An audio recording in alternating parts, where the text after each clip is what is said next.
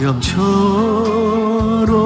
살아온 내 모습이 부끄러워 나의 모습 감추려고 어두운 길 걸었네. 교만으로 물든 이 몸 내 뜻대로 살다가 지쳐서 넘어지고 견디다 못해 쓰러질 때 예수님 피 묻은 손 나를 잡아 주셨네. 당자처럼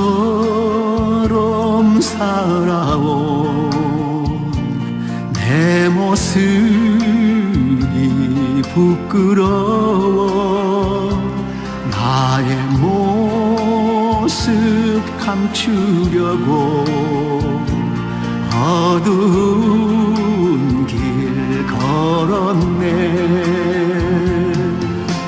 욕심으로 물든 이 몸 세상 유혹 줬다가 세상 사람 멸시쳤네.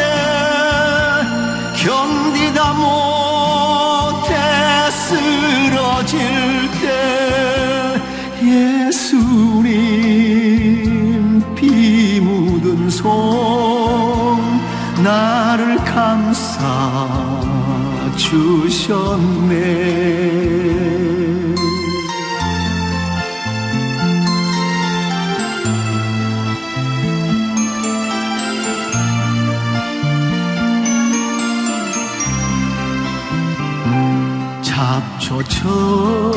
잡초처럼 살아온 내 모습이 부끄러워 나의 모습 감추려고 어두운 길 걸었네. 죄악으로 얼룩진 몸 방황하며 살다가 병들어 상한 몸 견디다 못해 쓰러질 때 예수님 피 묻은 손 나를 구원하셨네. 예수님 피 묻은 손 나를 구원하셨네.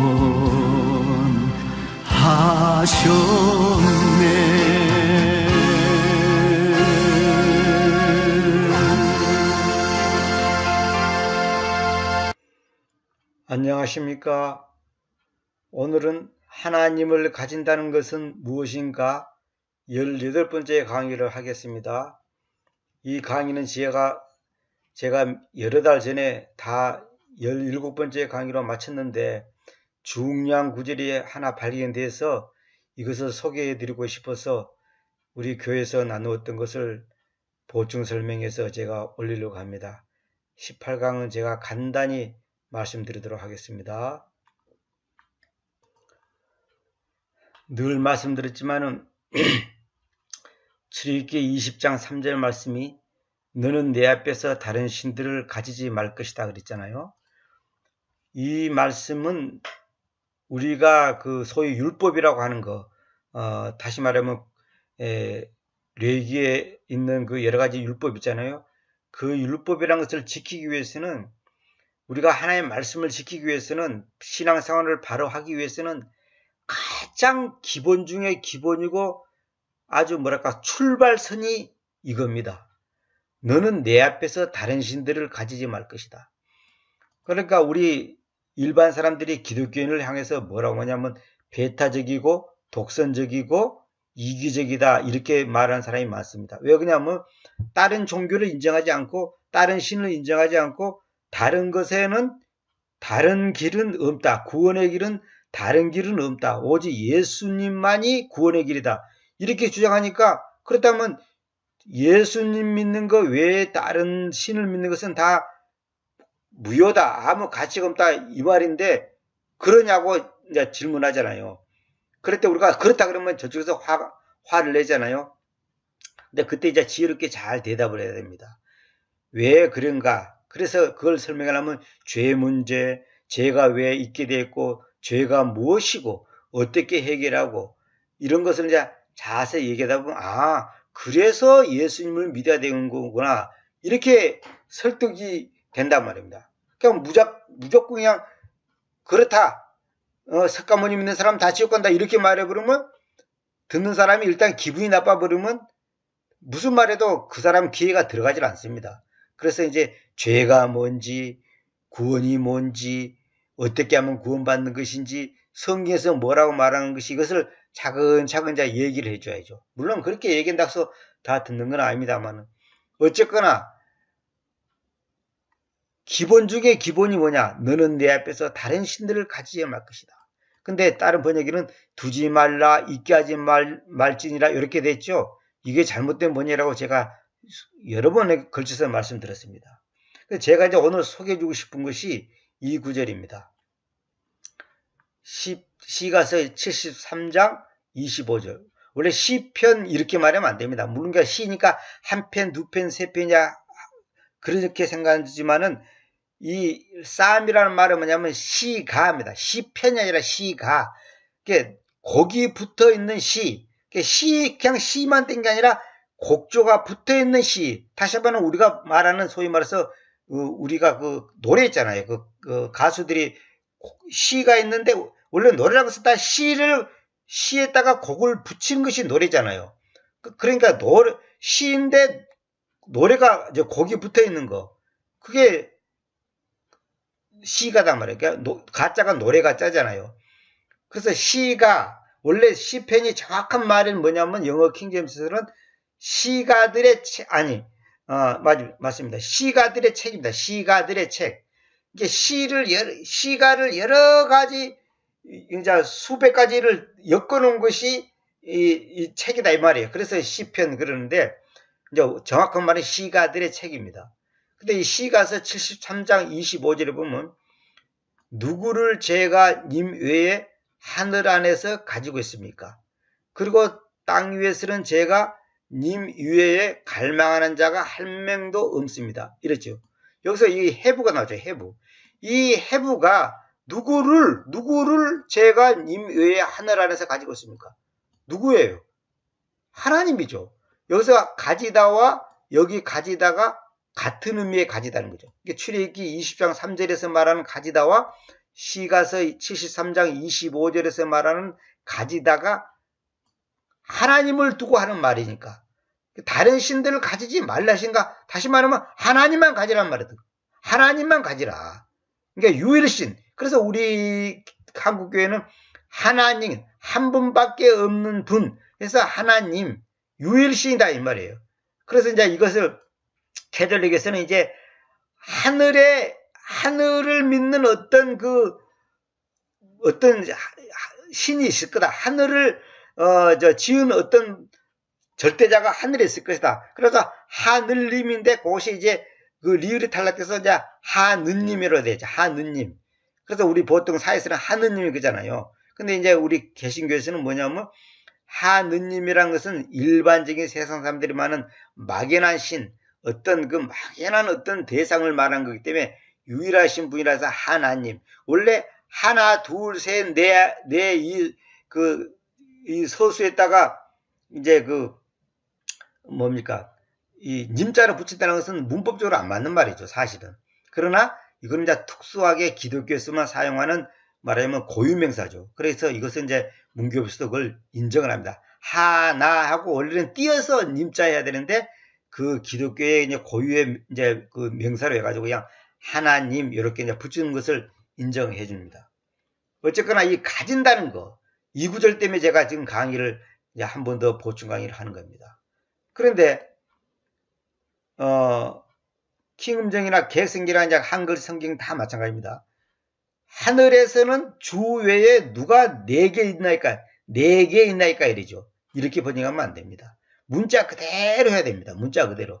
땅에서는 주 외에 내가 사모할 자가 아무도 없나이다. 그래서 제가 다른 강의에서 이제 그 하나님을 가진다는 것은 무엇인가 이 그 앞에 있는 강의들에서 이 해부가 왜 중요한가를 갖다가 여러 가지 구절을 예를 들어서 내가 이제 자세히 설명드렸죠. 이거 정말 중요한 겁니다, 여러분. 그 다음에 한킹에서는 하늘의 주 위에 누가 4개 쓰리요, 4개 쓰리요. 이것도 잘못된 번역이란 말이에요. 이 가지고 있습니까? 그러니까 결국 뭐냐면 출애굽기 20장 3절이고 시가서 73장 25절이고 다 일맥상통하는 거예요. 그러니까 절대자 하나님만을 가져야 되는데 마귀는 하나님도 가지고 부처도 가져라. 하나님도 가지고 돈도 가지고 명예도 가지고 인기도 가지고 그래야지 네가 행복할 거다. 이렇게 혼합을 시킵니다. 짬뽕을 시킨단 말입니다. 이게 다원주의고 다신론이고 이것이 바로 누에지 사상이고 범신론이고 이것이 바로 진화론적인 마인드단 말입니다. 그러니까 이 세상의 학문이나 과학이나 세상의 철학은 뭐냐면 서로 인정해주자, 서로 존중해주자. 정상은 하나지만은 올라가는 길은 다양하다. 그게 다원론이에요, 다원론. 길은 다양하지 않냐. 근데 왜 누구 길만 옳다고 하냐, 이렇게 했냐 말하잖아요. 그걸 성경에서는 뭐냐면 나는 길이요 진리요 생명이냐 이런 표현에서 나는 그 길, 그 진리, 그 생명. 유일한 길, 유일한 진리, 유일한 생명이다. 하나밖에 없는 길이다. 이게 절대자예요, 절대자. 이것을 인정하냐, 인정하지 않느냐가 그 사람이 하나님을 제대로 믿고 따르는 사람인지 아닌지를 판가름하는 아주 중요한 기본이 되는 열쇠입니다. 그러니까 하나님만이 참신이고 다른 거는 신은 신이 돼 진정한 우리의 영원한 생명을 주는 구원의 길로 인도에는 참 생명을 주는 신은 아니다. 이렇게 말할 수가 있어야 된단 말입니다. 그 다음에 시가서 118편, 제가 자꾸 버리시다고 시가서 118장 22절 봅시다. 건축가, 이제 이거는 왜 제가 소개해드리냐면, 이 시가서 73장 25절만 소개하면 되는데, 이렇게 하나님만을 가지고 있는 사람들은 하나님께서 어떻게 하시냐, 한번 봅시다. 이제 이거 성경 이제 그 돌, 바위, 그 다음에 돌들 이런 표현들이 굉장히 많습니다. 제가 이제 그 성경을 많이 뽑아놨습니다만 앞으로 더 보완시켜서 제가 이제 그걸 한번 강의하려고 합니다. 성경에서는 그 돌에 대한 단어가 굉장히 많습니다. 돌에 대한 관련된 구절들이 굉장히 많은데 시가서 118장 22절에 보면 건축가들이 거절하였던 그 돌이 그 모퉁이의 머릿돌이 되어 있다 이래 돼 있죠. 건축가들이 거절하였다. 이 말은 뭐야? 건축가라는 것은 전문가잖아요. 전문가. 말하면 인본주의의 관점에서 봤을 때 전문가단 말입니다. 집을 짓는 전문가를 건축가라 그러지. 만약 저 같은 사람이 대충 부록금 몇 장 쌓고 쓰레기 몇 장 올렸다고 건축가를 하지 않단 말이에요. 건축가라는 것은 누가 봐도 집으로서 완벽하게 지을 수 있는 능력을 갖추고 있는 사람, 그 사람이 건축가잖아요. 전문가단 말이에요. 그 전문가가 거절하였던 그 돌이 모퉁이의 머릿돌이 되어 있다. 이 말이 뭐예요? 이거 지금 예수님을 상징하는 거거든요. 예수님을 말하는 건데. 그러니까 뭐냐? 이 세상 사람들이 거절하였던 그 돌이 모퉁이의 머릿돌이 되어 있는 거예요. 모퉁이의 머릿돌이 되려면 완벽해야 됩니다. 완전해야 됩니다. 튼튼해야 됩니다. 강해야 됩니다. 그리고 이거 돌이 흔들리거나 깨지거나 부서지거나 그러면 안 돼요. 그건 모퉁이의 머릿돌이 될 수가 없는 거예요. 집을 지을 때 모퉁이의 머릿돌이 굉장히 중요하잖아요. 우리가 보통 주춧돌이라고도 말하잖아요. 그런데 건축가들이 거절했다는 것은 건축가의 시각으로 봤을 때 이거는 모퉁이의 머릿돌이 될 수 있는 가치가 없는 돌이야. 한마디로 별 볼 없는 돌인데 그 돌이 오히려 모퉁이의 머릿돌이 되어 있는 거예요. 우리 이런 말 했죠. 제가 전에도 강의 중에 그 얘기 했는데, 못된 나무가 산을 지킨다는 말이 있어요. 못된 나무가. 무슨 말이야? 잘생기고 키가 쭉쭉 뻗고 아주 그냥 그 집 짓기에 좋은 나무들은 다 잘라서 산 밑으로 가지고 와서 전부 집 짓고 다리 만들고 다 한단 말이에요. 그러나 구부러지고 뭐랄까 목재로서 별로 가치가 없는 나무는 산에 그대로 놔두거든요. 산에 가보면 실제로 그 벌목하는 데 가보면 그럽니다. 근데 그 나무가 오히려 산을 지킨다. 못된 나무가 오히려 산의 입장에서는 효자 노릇을 한다는 거예요. 마치 이런 말이죠. 못난 자식이 효도한다는 말이 있어요. 그 일맥상통하는 말이에요. 못난 자식이. 잘난 자식은 미국 가고 일본 가고 독일 가고 회사 가고 뭐 복잡하고 바빠요. 그럼 못난 자식은 그런 능력이 있기 때문에 항상 부모 옆에 있는 거예요.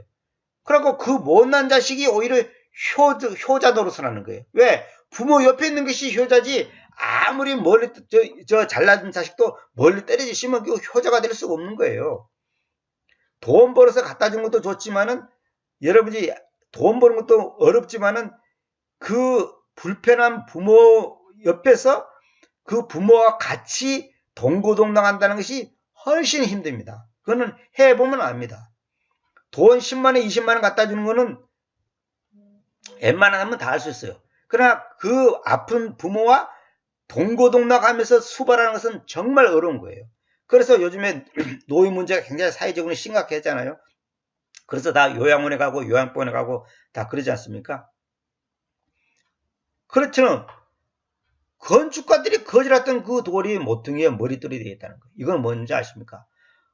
이거는 예수님 보고 하는 말인데, 오늘 우리가 인간적으로 봤을 때는 우리 친구 사이에, 가족 간에, 우리 사회적으로 봤을 때 별 볼 일 없는 우리를 하나님께서는 우리를 구원해서 복음을 전하게 하고 구제하게 하고 남을 섬기게 하고 저 못난 사람들의 속에 들어가서 그들에게 희생을 하게 하고 우리의 적은 물질과 적은 지식과 불편한 몸을 가지고도 그들을 섬기게 한단 말이에요.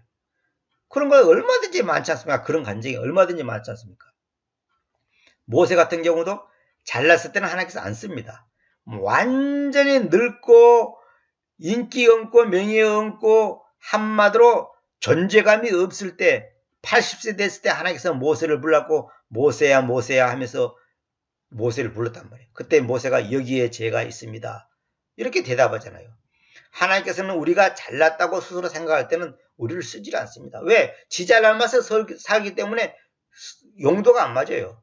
마치 쇠가 불에 달구어져서 녹아줘야 돼야지 호미도 만들고 도끼도 만들지, 쇠가 빳빳한 쇠덩어리 갖고 호미를 만들 수 없어요. 그건 아무리 하루 종일 때린다고 해서 그 호미가 되는 거 아니에요. 부러져 버리지 그거는. 안 돼요. 쇠가 녹아야 되는 거예요. 나무도 깎아주고 다듬어줘야지 이제 목재로서 가치가 있잖아요. 근데 그런 방법이 바로 이것이 주님의 행함이다. 그러니까 건축가들이 거절했던 그 돌이 모퉁이의 머릿돌이 된 것처럼 이러한 것이 주님의 방법이라는 거예요. 주님의 행함이다. 그것이 우리 눈들 안에서 경다스럽다. 이 말은 뭐냐? 우리 사람이 봤을 때 너무 놀란 거예요. 아니 건축가들도 거절했던 그 돌이 어떻게 모퉁이의 머릿돌, 주춧돌이 될 수 있냐 이거예요. 사람이 봤을 때도 별 볼 없는 인간을 어떻게 하나님이 그 사람을 쓰냐는 거죠. 명예도 없고 돈도 없고 건강도 나쁘고 지식도 없고 인기도 없고 가문도 시원찮고 별로 재주도 없는 사람을 하나님께서는 들어서 당신의 용도에 맞게 쓰는 거예요. 놀랍죠. 이것이 바로 하나님 우리 눈들 안에서는 우리 눈으로 봤을 때는 경탄스럽다. 너무나 놀라운 일이다 이 말이에요. 이거는 이제 마태복음 21장 42절에서는 이건 뭐 마태뿐만 아니라 마가복음 누가복음 다 있습니다만 내가 이제 이것만 인용해놨는데, 예수 스님께서 그들에게로 말씀하신다. 너희가 기록된 말씀들 안에서 건축가들이 배척하였던 그 돌, 여기서는 이제 거지라 했던 그랬는데 또 여기서는 배째가 했던 그랬잖아요. 그 돌, 바로 그것이 그 모퉁이의 머리가 되어 있다. 이것이 주님의 행하심이니 그것이 우리 눈들 안에서 경탐스럽다고 한 것을 결코 읽은 적이 없느냐? 이건 지금 뭐냐면 시가서 118장 22절을 지금 마태복음에서 인용하는 겁니다.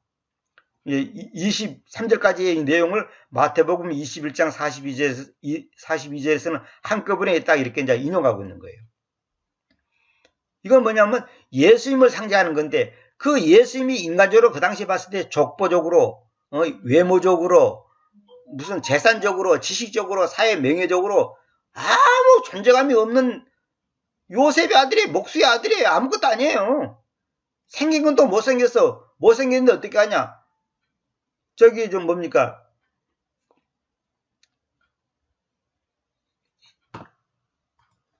시가 썼잖아요. 흠모할 만한 것이 없다. 아주 아름답게 멋있게 보이는 만한 그런 가치가 없는 인물이에요.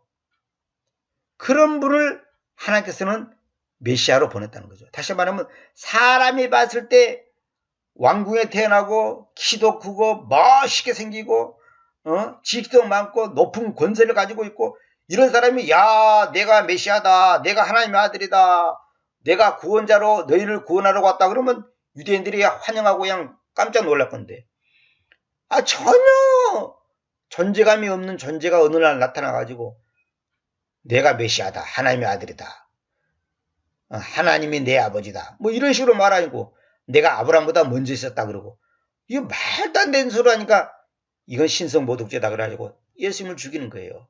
근데 마지막 때 적그리스도가 나타날 때는 사람들이 기다리는 것처럼 멋있고 잘생기고 능력 있고 가문 좋고 권세가 있고 배경이 있는 그런 존재가 딱 나타나서 여러분 내가 지구의 문제를 해결하겠습니다. 질병의 문제, 전쟁의 문제, 이 모든 인간의 고통의 문제를 해결하겠습니다. 경제 문제를 해결하겠습니다.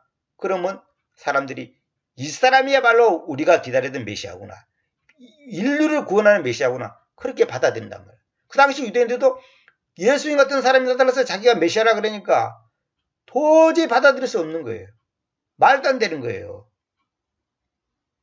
오늘날도 하나님께서 각 사람을 쓰실 때 그 사람을 낮추고 완전히 그 마음과 몸이 생각이 이 마인드가 완전히 깨져야 됩니다. 인본주의가 완전히 걸러져야 돼. 그 하나님 앞에서 완전히 하나님 중심으로 하나님 외에 다른 신들을 가지지 않는 그 철저한 믿음을 가질 때 하나님께서 그 사람을 쓴단 말이에요. 그래서 여기 내가 이제 부연 설명 써놨죠. 하나님을 온전히 가지는 자는 세상에서 왕따 당한다. 그러나 주님께서는 주님의 자녀들을 중심으로 이 세상을 섭리하신다는 것을 잊어서는 안 된다. 이 말은 뭐냐? 이 세상의 관점에 봤을 때, 세상의 가치관에 봤을 때는 별 볼 없는 우리를, 하나님께서는 우리를, 다시 말해 이거 우리라는 것은 구원받은 사람들을 중심으로 이 세상을 섭리하신다는 거예요. 여러분, 부모가 누구를 중심으로 가정을 이끌죠? 자녀를 중심으로 이끄는 거예요.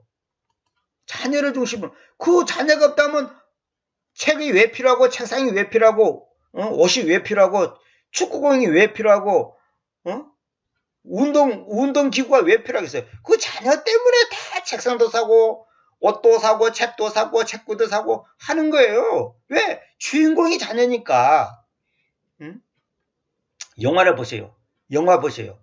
영화의 모든 스토리가 누구를 중심으로 들어갑니까? 주인공 한 사람 때문에 수십 명, 수백 명, 수천 명, 심지어 수만 명의 엑스트라가 필요한 거예요. 물론 주인공이 꼭 한 사람만은 아니에요. 또 두 사람, 세 사람은 될 수 있지만 어쨌거나 그 소수의 한두 명의 주인공을 위해서 많은 사람들이 동원되는 거예요. 그 장면을 찍혀서 수많은 그 뭡니까? 스텝이라 그러나요? 도와주는 사람들, 도와주는 스텝이라 그러나요? 뭐, 그 있잖아요. 카메라맨, 심지어 밥 해주는 사람, 옷 준비하는 사람, 화장해주는 사람, 오만 사람이 다 필요한 거예요. 그 주인공 때문에 사실 어떤 면으로 다 같이 먹고 사는 거예요. 어느 학교에서 그 교환선생님이 얘기했다잖아요. 여러분, 우리 학교에 5%를 위해서 95%가 희생합니다. 공부하는 5%에서 95%가 희생한다는 거예요. 그 말이 일리가 있는 말이에요. 어떤 면으로는. 물론 꼭 그렇다고 뭐 나머지는 다 쓸데없다 이렇게 말하면 안 되지만은, 왜? 그러면 그 학교에 5명만 공부 잘하는 5명만 치르고 학교를 운영할 수 없잖아요. 그런 많은 학생이 있어야지 돈도 내고 스포츠도 하고 선생님도 먹고 살고 건물도 유지되고 다 하는 거예요. 교회도 마찬가지예요. 교회도 교인이 1000명이다 그러면 1000명이 다 구원받은 게 아니에요. 소수의 진짜 구원받는 소수를 위해서 나머지가 필요한 거예요. 왜? 그 사람들은 헌금을 내야지 전기세도 내고 자동차도 운영하고 목사 봉급도 주고 다 해야 되지. 그러니까 어쩔 수 없는 거예요. 이거는. 그러니까 이 시대에 우리의 주인공이 누구냐? 우리단 말이에요. 우리. 이 시대에 이 지구에 사는 사람들의 주인공이 누구냐? 우리 구원받은 사람들. 다시 한번 교회단 말이에요. 교회. 그래서 제가 전에도 말씀드렸죠. 우주의 중심은 태양이 아니에요. 그건 태양신 숭배상 사람들이 만든 거예요. 그래서 천동설, 지동설 있잖아요. 천동설은 것은 하늘이 돈다 이 말이고 지동설은 지구가 돈다 이 말이에요. 근데 여태까지 우리는 지동설을 믿고 있었잖아요. 지구가 돈다. 태양은 가만히 있는데 지구가 돈다 이거야. 근데 그게 아니고 성경에서는 그렇게 말하지 않습니다. 이건 제가 이제 다른 강의에서 말씀드렸죠. 다른 강의에서 제가 팽팽한 땅과 둥근 땅에 대한 고찰이라는 제목으로 여러 번에 걸쳐서 말했습니다. 지구가 팽팽한 거냐 둥근 거냐. 지금 현대과학에서는 지구가 둥글다고 말하잖아요. 근데 성경에서는 둥글다고 말하지 않아요. 그것도 내가 다 얘기했고, 그럼 천동설이 맞냐 지동설이 맞냐. 성경에서는 천동설이 맞는 거예요. 지구가 중심이 돼서 지구를 중심으로 뭡니까? 하늘의 별들이 움직이는 거예요. 근데 이 현대과학에서는 뭐냐? 태양을 중심으로 돈다 이렇게 말하거든요. 그건 뭐 내가 이 시간 다 말할 수 없고, 하여튼 좌우지간 여러분이 궁금하면 제 강의 팽팽한 땅과 둥근 땅에 대한 고찰이라는 제목으로 강의 제목을 치면 나올 겁니다. 그 지구의 중심은 누구냐? 사람이에요. 그 사람의 중심이 뭐냐? 우리 영이에요. 영. 응? 그래서 그 영의 주인이 누구냐 하면 예수님이단 말이에요. 그러니까 하나님의 영과 우리의 영이 하나가 되는 거예요. 그것이 바로 구원이에요. 그래서 이 지구 안에서 내가 전에도 다른 강의에서 말씀드렸습니다만 이스라엘 땅 있잖아요. 이스라엘 땅이 이 지구 안에 있는 그 지도상에 나타나는 그 나라로 봐서 이스라엘 땅이 지구의 중심입니다. 이 땅이. 그것이 성경적인 거예요. 교리적으로, 지리적으로 다 그에 맞게 되어 있습니다. 그래서 내가 다른 강의에서 다 이제 그림까지도 보여주면서 얘기했는데, 아시아와 남미, 그 다음에 유럽, 아프리카, 이게 전부 다 통하는 길목에 이스라엘 땅이 딱 있단 말입니다. 그래서 이스라엘 땅 가운데 예루살렘이라고 하는 땅에, 베들레헴이라는 지역에, 예수님이 오신단 말이에요. 베들레헴이라고 해서 베이틀레헴이네. 베이틀레헴. 원래는 베이틀레헴. 그럼 뭐 베이트라는 것은 집이라는 뜻이고, 레헴이라는 것은 빵이라는 뜻이에요. 그러니까 빵집. 그러니까 예수님은 우리의 빵으로 오셨단 말이에요. 빵으로 오셨단 말이에요. 그래서 나는 생명의 빵이냐 그러잖아요. 근데 개혁성경에는 생명의 떡이냐 그러죠. 떡이라 표현하면 안 됩니다. 빵이라 합니다. 빵. 그걸 떡이라 그래 표현하면 안 돼요. 떡은 밀가루가, 쌀이 재료고, 빵은 밀가루가 전해져요. 그 빵이 뭐냐? 밀가루잖아. 밀가루란 뭐예요? 가루잖아요. 가루, 말 그대로. 가루. 아주 고운 가루잖아요. 바람만 불어도 휙 날아가는 거잖아요. 그 고운 가루로 빵을 만들어서 우리를 먹는 거예요. 그게 뭔 줄 아십니까? 완전히 부서지고, 완전히 낮아지고, 완전히 유약해진 그 상태. 그 상태에서 하나님의 생명이 우리에게 오는 거예요. 이거 영적으로 깊은 뜻이 있습니다. 그게 다 이유가 있습니다. 뭐 이스라엘은 빵을 먹으니까 빵이라 하고 우리는 떡을 먹으니까 밥을 먹으니까 밥이라고 떡을 먹으니까 떡이라자. 그거가 그게 봐서 잘못된 거예요. 그러면 어린 양을 갖다가 우리는 어린 돼지 새끼 이렇게 말해야지. 어린 돼지 이래야지. 그렇게 말하는 게 아니에요. 그것이 봐서 벌써 잘못된 거예요. 그게. 어쨌거나 우리가 별 볼 일 없지만은 우리가 각자의 처한 환경 속에서 우리가 주인공이단 말이에요. 내 집에서, 내 회사에서, 직장에서, 이 사회에서 내가 주인공이에요. 왜? 하나님은 당신의 자녀들을 중심으로 움직이거든요. 그래서 우리를 구원시키기 위해서 이런 사람도 필요하고, 이런 환경도 필요하고, 저런 환경도 필요하고, 우리 대한민국을 하나님께서 훈련시키기 위해서 유교도 필요하고, 일제시대도 필요하고, 김일성도 필요하고, 다 필요한 거예요. 그게 딱 거치는 과정입니다. 개돈 떼먹는 사람도 필요하고, 사기꾼도 필요하고, 도둑놈도 필요하고, 선생도 필요하고, 의사도 필요하고, 다 필요한 거예요. 주인공이 사라지면 별볼 없는 거예요.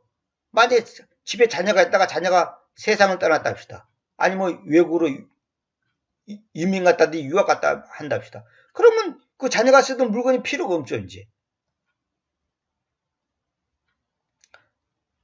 보세요. 여기 보세요.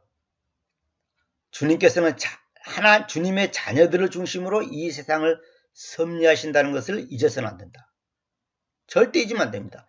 세상의 시스템에 의해서 우리가 배척당한 것 같지만 사실은 주인공은 우리다. 우리란 말은 교회란 말이에요. 교회. 그래서 하나님께서는 교회를 주님의 몸이라고 그러죠. 몸. 교회의 머리가 되신 분이 누구냐? 예수님이란 말이에요. 교회.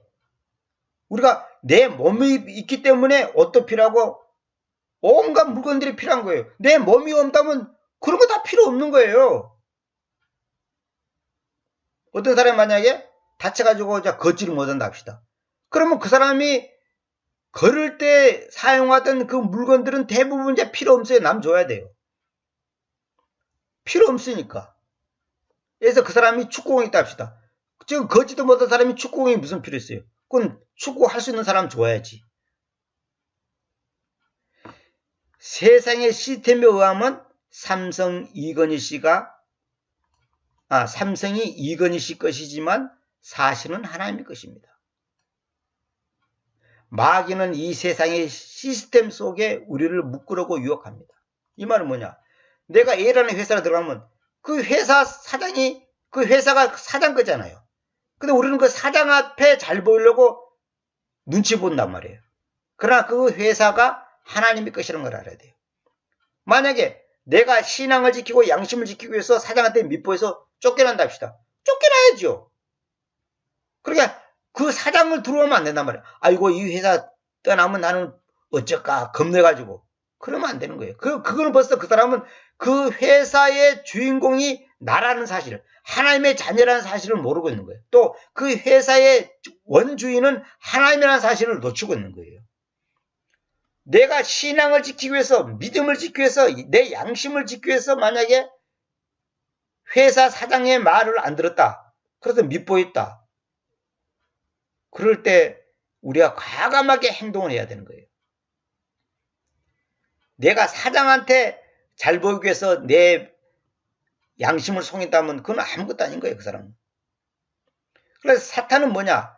이 세상의 조직 속에, 시스템 속에 우리를 묶으려고 유혹하는 거예요.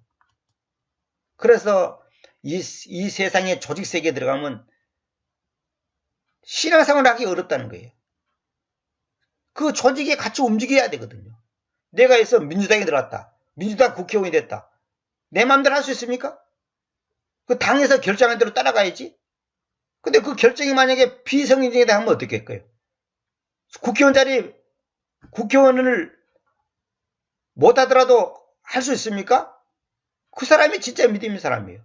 그러나 분명히 이거 잘못된 건데 당에서 하는 걸 따라가야 된다. 이게 벌써 이제 문제가 생기는 거예요. 그래서 우리가 사회에서도 상위법 우선의 원칙이라는 거 있잖아요. 세상의 법보다, 당의 법보다, 회사법보다, 교단법보다 더 위에 있는 것이 성경이에요. 성경에 어긋나는 것은 따라가면 안 되는 거죠. 그럼 마귀는 뭐냐? 우리를 속인단 말이에요. 그래서 제가 항상 말씀드렸죠. 죄가 뭐냐? 마귀한테 속임당한 게 죄예요. 모든 죄의 원인이 뭐냐? 마귀한테 속는 거예요. 이리 속고 저리 속고 돈 때문에 속고 인기 때문에 속고 명예 때문에 속고 전부 속는 거예요. 그러니까 마귀는 가장 인간을 갖고 노는 방법이 뭐냐면 물질입니다. 물질. 그래서 하나님과 만몬으로 생길 수 없다는 말이 그래서 나온 거예요. 이 세상의 모든 시스템의 가장 큰 무기가 뭐냐? 돈입니다. 여기에 다 넘어집니다. 그러니까 가정에서도 직장에서도 국가에서도 주인공은 교회, 즉 구원받은 자들이다 이 말이에요. 가정에서도 주인공이 누구냐? 구원받은 사람. 직장에서도 마찬가지. 국가에서도 마찬가지. 주인공이 뭐냐? 구원받은 자들이다 이런 거예요.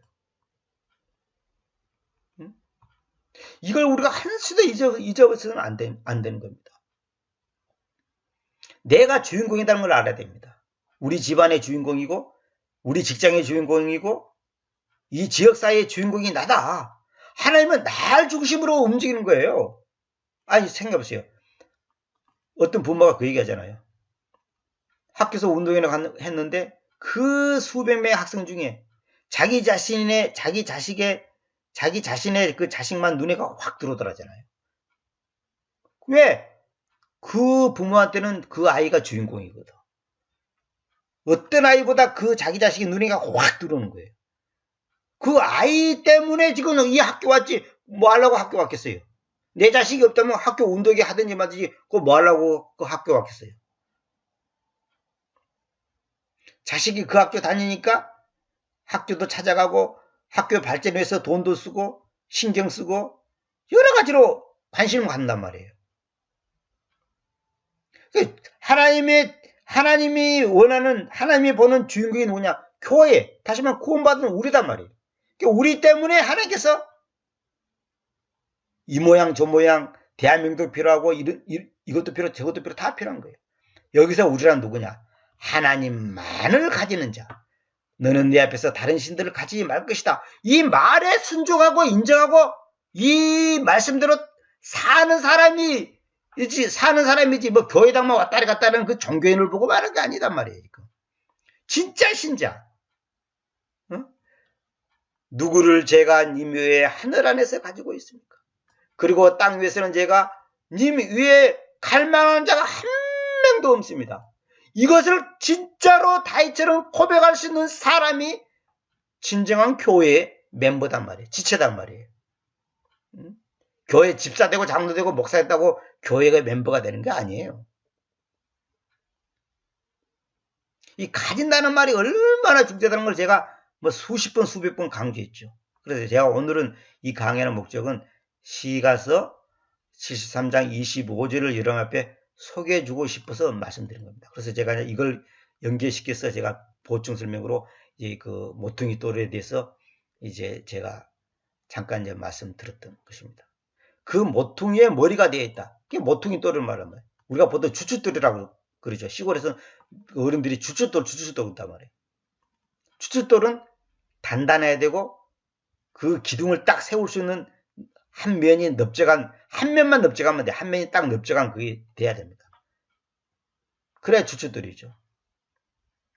그러니까 이것을 여러분이 꼭 잊지 마시고, 그래서 제가 17번째 강의 끝나고 18번째 강의를 지금 보충 설명하는 것을 여러분 잊지 마시기 바랍니다. 제가 이 구절을 진즉부터 알았으면 소개해 드릴 건데 제가 이전을 몰랐어요. 그래서 이걸 한 몇 달 전에 제가 알고 나서 이걸 한번 해야 되겠다 해다가 이번에 시가서를 이제 교정하는 가운데서 이 부분을 꼭 강의를 한번 해야 되겠다 싶은 마음이 들어서 강의했습니다. 제가 약간 목 감기에 있어가지고 목소리가 자꾸 끊어지려고 그러고 좀 탁하고 안 좋습니다. 요즘 제가 황사도 많고 그래서 내가 바깥에 못 나가고 지금 방 안에서만 있는데 어쨌거나 하여튼 누구를 제가 님 외에 하나님 당신 외에 하늘 안에서 가지고 있습니까? 하늘 안에서. 그리고 땅 위에서는 제가 님 위에 갈망하는 자가 한 명도 없습니다. 그러니까 오직 당신만이 나의 전부고 모든 것이다 이 말이에요. 이것이 다윗의 이건 뭐 말로만 아니고 다윗이 이렇게 되기까지는 엄청난 고난과 시련과 연단을 거쳐가지고 이런 고백을 할 수가 있는 거예요. 뭐 하루아침에 이게 되는 게 아니에요. 잠깐 하려는데 벌써 40분이 다 됐네요. 오늘은 이 정도만 하고 마치도록 하겠습니다. 감사합니다.